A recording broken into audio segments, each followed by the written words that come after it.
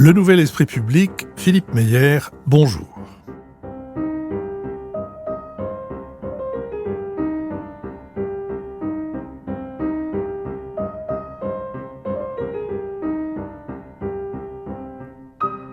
Bonjour, merci de nous rejoindre pour un troisième échange avec Marie-Vonne de Saint-Pulgent, auteure de Les musiciens et le pouvoir en France, donc paru en février dernier aux éditions Gallimard, et livre à la fois, j'allais dire savant et plaisant. Je veux dire qu'on suit cette histoire comme si elle avait été écrite par un détective. Il y a un côté que je crois vous avoir lu depuis longtemps, Marie-Vonne de Saint-Pulgent, mais vous avez un côté Hercule Poirot que je n'avais pas encore démasqué.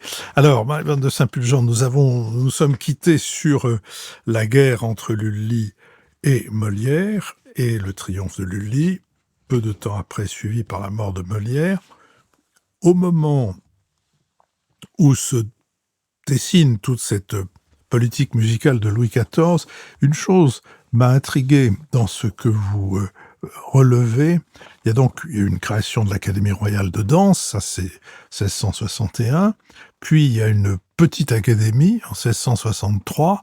Qu'est-ce que c'est que cette petite académie qui est non seulement autorisée, mais encouragée à délivrer ce qu'on appelle à l'époque des commentaires d'élucidation?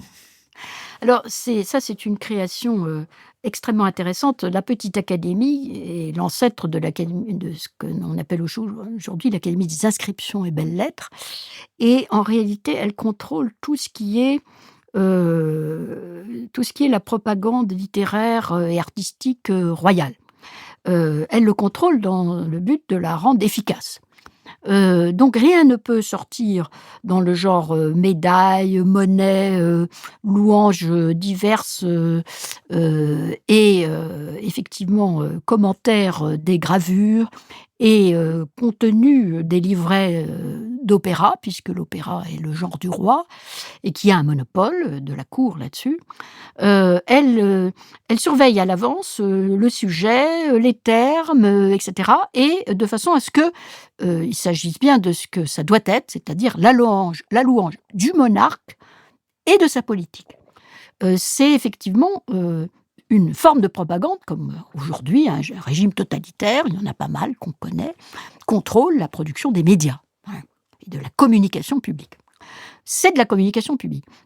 Alors c'est largement une invention de Colbert avec un des frères Perrault, il y a plusieurs frères Perrault, et oui, et l'un des frères Perrault, est à la manœuvre, donc ils réunissent un certain nombre de spécialistes du langage, et donc ils voient tout, il y a un contrôle a priori, et ensuite, effectivement, des commentaires autorisés sur la façon dont on doit interpréter telle allégorie, etc. Et ce contrôle va s'exercer sur les opéras, car il est clair que la tragédie lyrique a un discours lié à la politique royale. Le roi est au centre de tous les opéras de Quinault et Lully, le roi Louis XIV. Et chaque opéra a un message politique plus ou moins explicite. Quand on va écouter un opéra de Lully, vous entendez d'abord un prologue où clairement, sous les traits d'Apollon, le plus souvent, on parle du monarque. Alors il s'en va à la guerre, donc on lui dit au revoir, mais on espère son retour, on souhaite le succès de ses armes. Alors évidemment, on utilise des personnages de la mythologie, mais enfin, c'est transparent.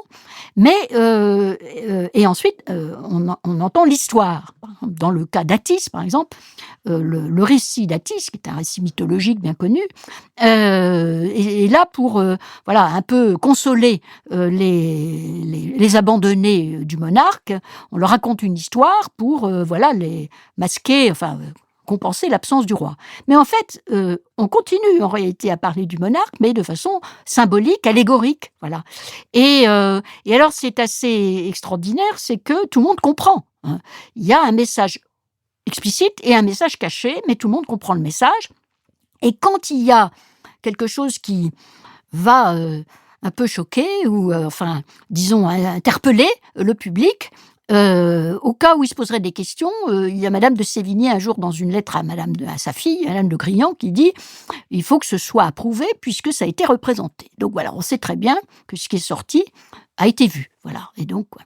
Alors quelquefois, il y a quand même des bogues, comme on dirait aujourd'hui et le message est mal compris, compris de travers, voilà et donc là, petit scandale et éventuellement, sanction des maladroits, voilà. Et par exemple, le sujet le plus compliqué, c'est la question des maîtresses, des officielles et les non officielles, voilà. Alors quand vous racontez une histoire où Junon, jalouse d'une des innombrables aventures de Zeus, se venge, non pas sur l'infidèle, enfin Junon, Jupiter en l'occurrence, non pas sur l'infidèle, mais sur, la malheureuse maîtresse, tout le monde voit, une vengeance de la Montespan contre la dernière conquête du roi. Or c'est pas ça du tout le sujet. Le sujet, c'est les amours mythologiques des dieux, qu'ils soient romains ou grecs, donnent lieu à des bâtards qui ont un rôle à jouer. Et justement, Louis XIV en a des bâtards et il s'apprête à leur donner un rôle officiel, à les reconnaître et à les faire rentrer dans l'ordre de succession. Et donc, en réalité, l'opéra a cet objet et on le comprend de travers. Donc, voilà. Donc, il y a comme ça des moments un peu difficiles. Et dans ce cas-là, c'est le dramaturge qui est mis un peu à l'écart, et en l'occurrence c'est Quinault, et donc on dit à Lully, essaie de travailler avec quelqu'un d'autre, parce que là, il y a eu quand même, ça a été maladroit, ça a été compris de travers. Mais d'autres fois, le message est très bien compris, et la cour, apprend comme ça, à l'avance, des choses qui vont se passer, ou les comprend après coup.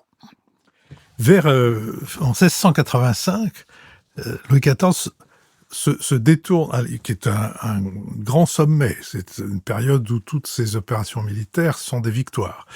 C'est d'ailleurs la période où on bâtit la place des Victoires, le maréchal de la Feuillade, pour faire sa cour au roi et éviter quelques ennuis personnels. Et à ce moment-là, Louis XIV a moins de goût pour la tragédie lyrique. Et qu'est-ce qui explique ça et vers quoi s'oriente-t-il ? Bien, d'abord, le roi a géré son vieillissement. Il y a eu un moment où il a arrêté de danser, et d'ailleurs ça a coïncidé avec l'essor de la tragédie lyrique, puisque le roi ne dansait plus, la comédie-ballet avait moins d'intérêt. Il y a un moment où il y a un basculement du règne, le roi redevient un roi très chrétien. La période de la folle jeunesse est passée, la reine meurt, le roi va faire monter Madame de Maintenon au rang rang de compagne, au rang de femme, épouse morganatique. Madame de Maintenon est très pieuse. Il est temps pour le roi de penser à son salut. Quand il ne peut pas savoir à ce moment-là à quel point il vivra vieux. Il peut se croire dans une phase descendante de sa vie et donc il prépare son salut et tout d'un coup tout change. Le divertissement continue, mais c'est divertissement en appartement et non plus à l'extérieur. Le roi cesse de vouloir faire représenter les opéras à la cour, ce qui était systématique avant. Les opéras de Lully étaient créés à la cour et ensuite redonnés à Paris. Cela va cesser et ce qui va intéresser le roi, c'est la musique religieuse. Dès lors qu'il va tous les jours à la chapelle et qu'il y passe des heures, et la cour avec lui, il faut quand même que la musique, il reste un grand musicien, le distrait un peu du culte. Et il va appliquer à la musique religieuse le même projet que pour la musique lyrique, c'est-à-dire une fois encore, il s'agit de contester la suprématie italienne et donc la forme italienne de la musique religieuse qui est la messe va avoir un équivalent français versaillais qu'on va appeler le grand motet versaillais, version beaucoup plus orchestrée, beaucoup plus symphonique et beaucoup plus mobilisant des effectifs de musiciens beaucoup plus impressionnants, beaucoup plus solennels et pompeux. Et il va du coup changer de musicien officiel. Lully perd beaucoup de son influence au profit d'un nouveau venu qui s'appelle Michel Richard de Lalande, autre choix génial du roi. C'est un des deux grands musiciens religieux de cette époque, l'autre étant Marc-Antoine Charpentier. Et de Lalande va rentrer comme titulaire d'un des offices de la chapelle royale. et peu à peu va cumuler d'ailleurs tous les offices de la cour, et à l'exception d'un seul, l'opéra, où il ne s'aventurera jamais, car l'opéra a cessé d'être le genre du roi. C'est devenu le genre du grand dauphin. On voit que le roi n'abandonne pas sa création, mais le délègue à son fils, qui désormais va assister aux premières et offrir son appui institutionnel à ce genre. Lully meurt d'ailleurs accidentellement en dirigeant un tédéum pour la convalescence du roi après l'opération de la fistule. En agitant son grand bâton de chef d'orchestre, il s'abîme le pied, il meurt d'une gangrène, opportunément, puisque son règne en fait est fini. Et d'ailleurs, Delalande a été choisi pour exercer un des offices de la chapelle contre l'avis de Lully, qui soutenait d'autres candidats. Une fois encore, c'est le choix du roi. Alors pourquoi d'ailleurs pas Marc-Antoine Charpentier ? Parce qu'il subsiste un courant italianiste de la musique française et un certain nombre de musiciens. Un courant italianiste qui est en particulier financé par l'Église. Certaines paroisses de Paris restent fidèles à la musique italienne, au style italien, et Marc-Antoine Charpentier fait partie de ces musiciens, grands musiciens, mais qui vont rester très proches de l'esthétique italienne. Et comme il n'a pas, lui, compris ou voulu accepter le projet du roi, bien que le roi admire beaucoup Charpentier, il restera cantonné dans des offices secondaires. Il sera en particulier le chef de la musique du Grand Dauphin. Mais aucun emploi à la cour ne peut être donné à des musiciens d'esthétique italienne. Et si Michel Richard de Lalande l'emporte sur Marc-Antoine Charpentier, est-ce que ce n'est pas aussi parce que Michel Richard de Lalande, en matière de conquête du pouvoir, n'a rien à envier à Lully ? Oui, il n'a rien à envier à Lully, mais il est rentré par la petite porte. Il a été recruté, d'abord c'est un musicien de chapelle, contrairement à Lully, donc il vient quand même du monde religieux. Il est devenu le professeur de musique des membres de la famille royale. C'est un homme réservé, très pieux, très peu, on connaît peu de choses de sa personnalité, et il convient à un roi vieillissant qui a cessé d'être flamboyant, qui se réfugie sur son foyer et sur les grands sujets du règne. Et de Lalande est un homme discret, mais également très ambitieux. Il va falloir d'ailleurs, après la mort de Louis XIV, le régent qui prend la suite va devoir exercer une pression très ferme sur de Lalande pour qu'il abandonne certains de ses offices afin de laisser rentrer des nouveaux, et des nouveaux qui sont d'ailleurs d'esthétique italienne, car le régent, lui, est un italianiste. La durée du règne de Michel Richard de Lalande, c'est quoi ? C'est presque 30 ans. Oui, c'est considérable. Et encore une fois, il a été beaucoup plus puissant que Lully. Mais c'est un admirable musicien, là aussi. Et vraiment, on ne peut pas imaginer deux personnalités aussi différentes que celles de Lully et de Lalande. Tout l'éclat et le côté ogresque et impérieux de Lully d'un côté, la discrétion de l'homme de cour de l'autre côté, qui est un formidable travailleur. Il va produire dans tous les genres, à l'exception du lyrique, donc, puisqu'il fournit à la fois les petites symphonies qu'on joue pendant les soupers du roi, la musique, toutes les formes de musique, et bien sûr toute la musique religieuse, et les sonates, etc., toute la musique de chambre. Mais il cumule les postes, les offices. Et il a aussi une autre chose qui le rapproche de Louis XIV, c'est qu'il a des malheurs familiaux.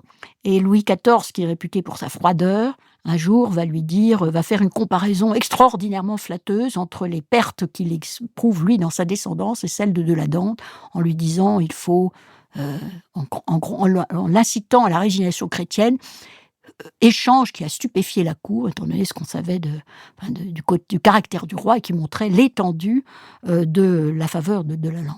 Et on joue Michel Richard de Lalande, et lui d'ailleurs jusqu'à la Révolution, dans les concerts spirituels parisiens. Oui, ce qui est une chose intéressante sur laquelle peut-être il faudra bien que ce ne soit pas tout à fait dans votre sujet, mais la question de savoir pourquoi on ne joue dans beaucoup d'époques que de la musique contemporaine. Et que ce qui aujourd'hui, comme on sait, n'est pas absolument notre cas. Mais là, je dévie et je vous propose donc de mettre un terme provisoire à nos échanges. Merci Marie-Vonne de Saint-Pulgent.